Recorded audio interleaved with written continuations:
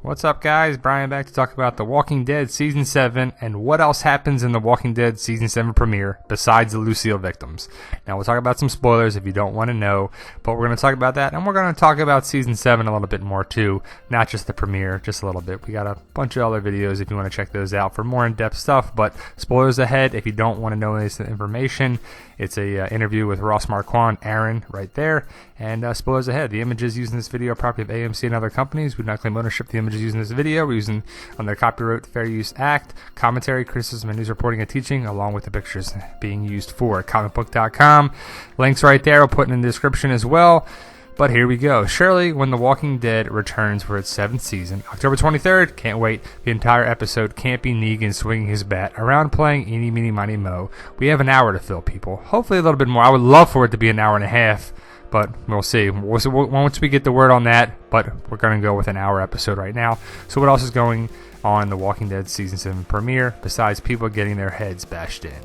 So for those who know, or think, or go with the predictions, or think about the spoilers, or whatever you want to think about it as The Walking Dead Season 7 premiere, October 23rd, will be the death of these two guys here. Glenn and Abraham, is what the spoilers are saying. During an exclusive interview with Aaron, actor Ross Marquand, we posed that exact question and got the scoop on what else we can expect on the night of The Walking Dead's return. Here's what we had to say. He had to say, I think it's the complete emasculation of Rick, and you get to see a huge power shift in the group. What you'll see in that entire way their society has been structured, the power and the leadership roles will now be completely thrown on their head. I think people are going to have to adapt to that. People are going to have to look at the world and say, is this something that I can truly assimilate into, or am I going to have massive issues with the new world that Negan has laid out before us? So like they said, it's a good power struggle. It's a good big power change. You got the new boys in school, the new guys come in and going to disrupt everything that you've been used to having. And it's going to be a shift for a lot of people. And we'll see what happens with the group, who's going to stay, who's going to leave, who's going to have a problem with this. But Ross Marquand, Aaron, he's an Alexandrian, so I would think he's going to be in Alexandria. The pick above with Aaron, Tara, and Rick show you that they're probably going to be at Alexandria. Truthfully, Negan has a very simple premise that he's put in front of these people. He says, give me half of your things or I'll kill you. For some things in the apocalypse or otherwise, namely Rick's group and Rick specifically, that's a hard pill to swallow. The idea of giving half of your things to someone who's not earned it and has earned it only through intimidation and fear and other violence and brutality, that's going to be something that some people have a difficult time grasping, and they're going to have to decide how they're going to work in this new society. So that's going to be a crap too. I don't like that. I don't like someone coming here, give me half your crap, and that's it. And you're gonna do, you're powerless to do anything about it. And that's where they're at the stage right now. So we'll see.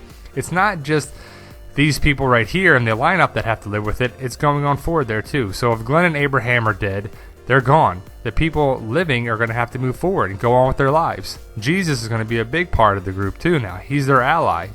Rick is going to need allies to defeat Negan and the Saviors. Rick's fall from the high horse will certainly be prominent in the episode, but in addition to his dealing with the New World Order, we may also get a look at what Melissa McBride is up to. In the first 3 episodes, I think we'll get a real good idea of where everyone's at, McBride says.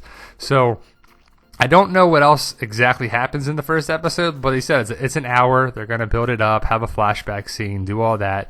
But I would think that they have to get to the hilltop because Maggie is deathly ill. They have to get doctor, to look at her.